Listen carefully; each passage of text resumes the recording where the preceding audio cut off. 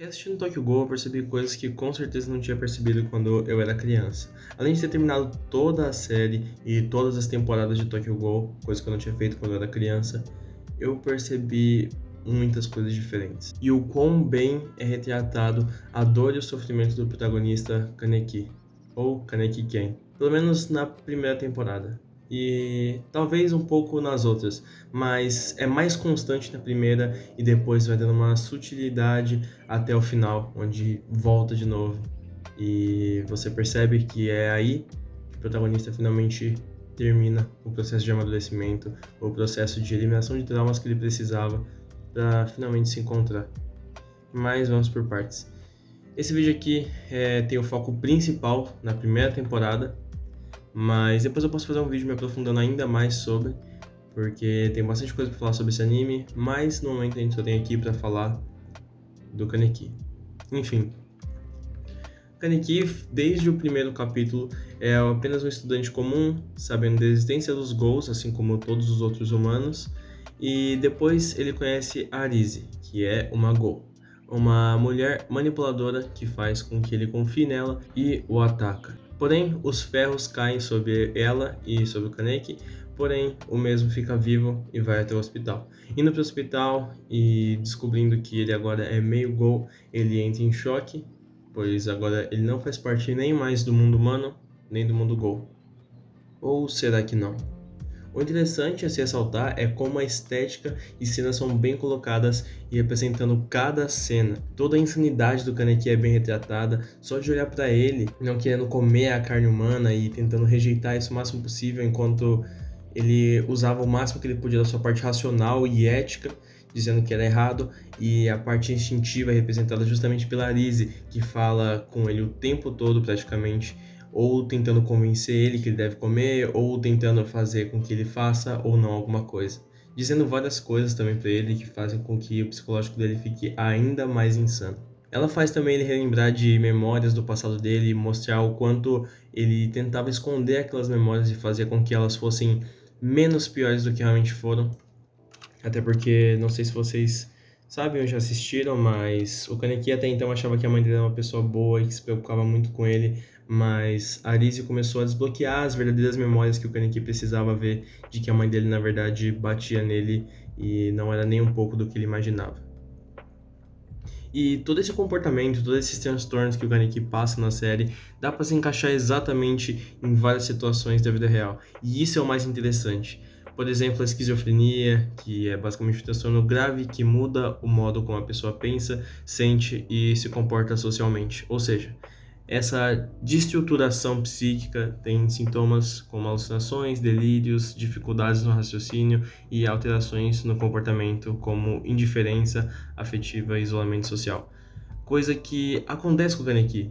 E é justamente isso que acontece com o Kaneki. Ele vê a Arise, ele se isola das pessoas para evitar comer a carne delas, e isso é completamente representado na vida real. E é incrível como o autor realmente pesquisou e tentou entender ao máximo como ele poderia encaixar esses elementos e fez ficar de uma forma impressionantemente boa. Principalmente a parte do isolamento, que é basicamente algo que é muito parecido também com a própria depressão, onde você se vê em uma linha tênue de ficar bem e ao mesmo tempo mal.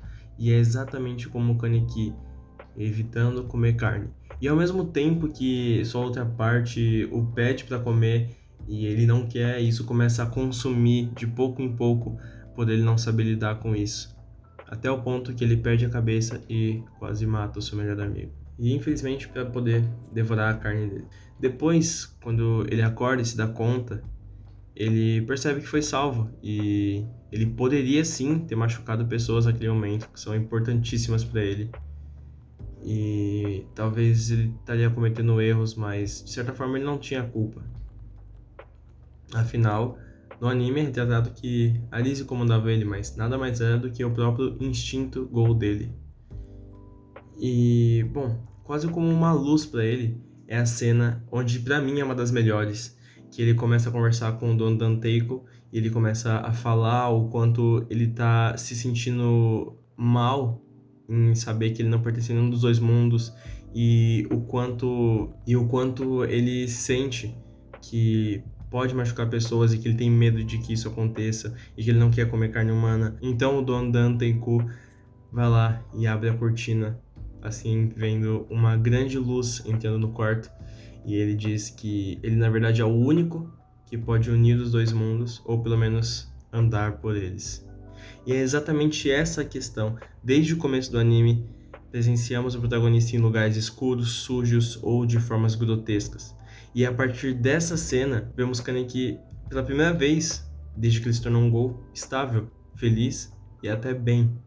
Não me entendam mal, isso não quer dizer que o anime deixa de ser como ele é e que as cenas tristes, grotescas e até sombrias deixam de aparecer. Na verdade, muito pelo contrário, elas continuam aparecendo, até porque Ghouls e humanos convivendo e lutando e brigando uns com os outros é basicamente essa a forma mais bem elaborada de te mostrar. Lugares escuros, sujos, de formas grotescas. É exatamente assim que o mundo de Tokyo Ghoul é, até que tudo muda. Mas, desde que ele tem a sua luz recebida de volta, como um apoio, que é basicamente o apoio que o dono da Anteiku deu a ele, que deu a família a ele, de certa forma, a todas as pessoas que ele começa a conhecer ali.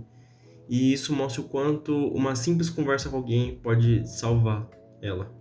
E é até engraçado que no final o Kaneki diz, né, que não odeia a Lizzie, porque ele sabia que precisaria passar por tudo aquilo e que ele passaria de novo, porque ele saberia que se não tivesse passado por isso, ele não teria conhecido as pessoas que ele conheceu, ele não teria conhecido a mulher dele e não teria a oportunidade de ter uma filha com ela. Não teria a oportunidade de ter uma família. Então, o Kaneki, a partir dali, não deixa de ver a Lizzie ou coisa do tipo, mas ele começa a aprender a lidar com ela. Até finalmente destruir ela, claro. Mas ele lida da forma dele. E em um certo momento, na primeira temporada ainda mais especificamente, para proteger seus amigos e pessoas que são importantes para ele, como se ele tivesse pego toda a dor que tava na cabeça dele, ele decidiu enfrentá-la de uma vez. E isso é mostrado exatamente a mesma cena, do mesmo jeito, no final do anime, quando ele decide enfrentar tudo isso pela última vez, e só por isso, só assim, ele acaba do jeito que acaba.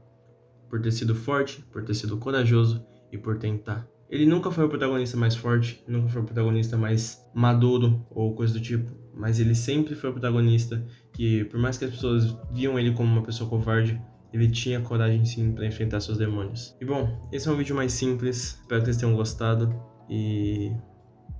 bom, é isso.